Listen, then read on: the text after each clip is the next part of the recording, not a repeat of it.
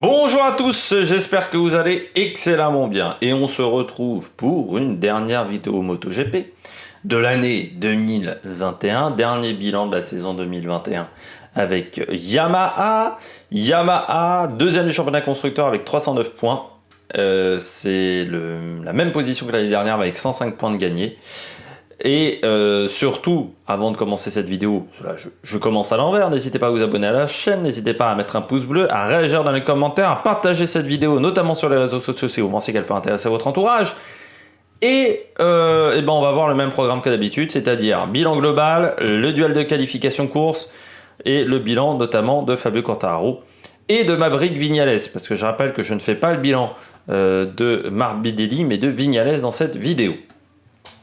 Morbidelli a déjà été fait précédemment, notamment sur la vidéo Petronas. Donc Yamaha, deuxième du championnat constructeur, deuxième du championnat équipe, 4 places de gagné au championnat équipe et 202 points de mieux, 6 pole positions, 6 victoires, 12 podiums, un abandon seulement. Et du côté des chutes, on en a 21 du côté constructeur, donc ça fait 7,1%. Du côté du team équipe, ils en ont 11. 13 sur 20. C'est une saison... pourquoi je ne mets pas mieux? Car vous allez me dire, Yamaha, 13 sur 20. Parce que, certes, vous avez un titre de champion du monde pilote, mais au niveau équipe, et là on parle bien équipe, je trouve que du côté de... Donc ça veut dire, je parle de la machine et de l'équipe en général. Je trouve que on peut encore faire quand même beaucoup mieux. Mais c'est une saison encourageante parce qu'on partait sur un nouveau cycle quand même cette année. C'est disparition de Valentino Rossi, apparition de Fabio Quartararo, que l'année a quand même été mouvementée et c'est pas vraiment de leur faute, je trouve, avec Viñales. Enfin, de ce que l'on en sait aujourd'hui, on ne connaît pas les coulisses, peut-être qu'ils l'ont fait péter un plomb, mais j'ai l'impression que c'est quand même surtout Viñales qui s'est monté le chou tout seul. On a vu des progrès au niveau moteur, même s'il faut faire encore mieux. Il reste encore du travail à effectuer pour cette équipe. La moto manque encore un petit peu de performance. J'ai l'impression, et j'espère que ce n'est pas le cas, qu'on a peut-être l'apparition d'un syndrome comme chez Honda de Quartararo dépendance, on va dire, et que si le seul qui arrive à s'adapter à cette machine, c'est Quartararo. J'ai un peu cette inquiétude-là, mais du côté de Yamaha, on a vu quand même des très nets progrès, et encore une fois, c'est une saison qui est très encourageante, avec le titre pilote, mais on peut faire mieux, c'est pour ça que je ne mets pas plus que 13 sur 20, et puis en plus, on n'a pas le titre constructeur, on n'a pas le titre par équipe, malgré un champion du monde, parce que il a manqué quand même cruellement de deuxième pilote, que ce soit Viñales ou Morbidelli sur la fin de saison. On passe au classement qualification, au classement course. Je rappelle non plus que je ne parlerai pas de Crutchlow parce que j'en parle sur la vidéo Petronas aussi. Du côté des qualifications, Quartararo, Viñales 8-2, 4-1 pour Quartararo face à Morbidelli et Quartararo Crutchlow 2-0. Et en course, Quartararo, Viñales 7-3, Quartararo, Morbidelli 4-1 et Quartararo Crutchlow 2-0. On commence avec le champion du monde. Fabio Quartararo, premier avec 278 points, 5 victoires, 10 podiums, 5 pole positions, 16 top 10 pour 17 top 15, un seul abandon et un seul résultat en dehors du top 10 dans toutes les courses qu'il a finies, c'était sa 13e place en Catalogne. Cette chute, 19e du classement avec 64% des chutes pour lui, en sachant que j'ai pris que les deux titulaires, donc c'est un peu compliqué de calculer dans ce genre de cas le nombre de chutes. Du côté de Fabio Quartararo, je rappelle aussi qu'il a la meilleure moyenne en qualification et en course avec 3,88 et 3,44, c'est le seul à être en dessous des 4. C'est une très grande saison. Il a profité de la performance de la YAM en début d'année, parce que c'est vrai que la YAM avait beaucoup progressé, mais c'était un peu moins le cas en fin de saison. Il a été super régulier. Il n'a pas connu de trou comme en 2020. En 2020, bon, la fin de saison, elle est catastrophique pour Quartararo. Il n'a pas connu de trou comme la saison dernière. Et c'est pour ça que je mets un 19 sur 20, parce qu'il y a une super régularité, parce que pour moi, il n'avait pas la meilleure machine du plateau en deuxième partie de saison, et qu'il n'a pas paniqué malgré un Badaya sur sa Ducati qui revenait fort.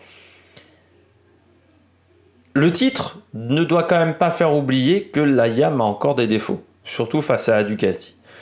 Mais il a énormément progressé dans son pilotage, notamment en course, plus d'agressivité, et je prends notamment en référence le Grand Prix de Doha.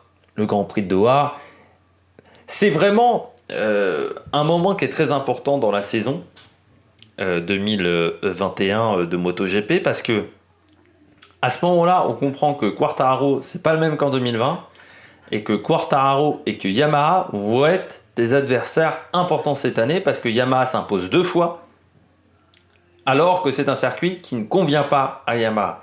C'est un petit peu comme à l'inverse, vous avez Ducati qui gagne à Aragon et à Valence, qui sont des pistes qui ne convenaient pas à Ducati. Là, c'est un peu pareil. Il a progressé dans son pilotage, dans l'agressivité. Il a juste seulement un problème, c'est les débuts de course.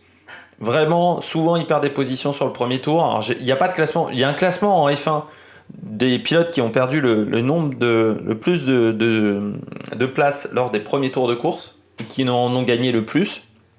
Il y a pas, enfin, j'ai pas trouvé ce classement-là du côté de la MotoGP. Mais oui, vraiment du très bon travail. Et voilà, encore une fois, sauf les débuts de course, où il faut qu'il progresse dans ce domaine-là. On passe à Maverick Viñales, 8 sur 20 pour Maverick. Il a fait 15 courses cette année, dont 10 avec Yamaha, 6ème avec 132 points, 4 places de perdues et 26 points en moins par rapport à la saison dernière. Une victoire de podium, une pole position. Ça, c'est du côté de Yamaha. Avec Aprilia, son meilleur résultat, c'est 8ème. Et son meilleur résultat en qualification, 10ème, 8 top 10, 10 top 15. 4 chutes cette année, il est seulement 21ème. Hein, donc c'est vraiment très intéressant de ce côté-là. Et sa moyenne, on va parler de sa moyenne en course avec Yamaha, 7,56, 7,7. Mais je vous ai marqué dans le bandeau déroulant. Je me fais pas chier à faire un bandeau déroulant, c'est pour qu'il soit lu quand même. Il y a des informations supplémentaires, notamment ses résultats avec Aprilia. Très compliqué pour Viñales. Pourtant, et c'est pour ça que je mets que 8 sur 20 et pas moins, il a fait un très bon début de saison. Avec Aprilia, il y a un retour qui est intéressant. Il y a des éléments qui me permettent de dire que peut-être que cette année 2022, il sera fort avec Aprilia. Mais il y a eu des débuts de course difficiles. Et puis, il a coulé au fur et à mesure de la saison chez Yamaha. Il y a un geste qui est inqualifiable en Autriche. Vraiment, c'est pas normal de péter autant un plomb à ce point-là, à ce niveau-là de compétition. Quand on est dans les sports mécaniques, on doit avoir une maîtrise de soi, une maîtrise psychologique, parce que je rappelle qu'une moto ou qu'une F1, enfin qu'une voiture, vous pouvez tuer avec. Et vous pouvez vous tuer aussi avec. Il faut toujours le garder en tête au niveau de son comportement. Et c'est malgré tout, je mets pas non plus une note plus catastrophique, parce que la saison n'a pas été facile au niveau émotion. Notamment, je pense à la deuxième partie de saison avec la perte de son cousin, qui était très proche de lui. Ça n'a pas été facile. Je trouve qu'il a quand même réussi à revenir. Et ça, c'est fort. Il n'a jamais vraiment baissé les bras, malgré les différents éléments qui ont été contre lui. J'ai juste l'impression que Maverick Viñales, en termes de pilotage, c'est pas fou en fait.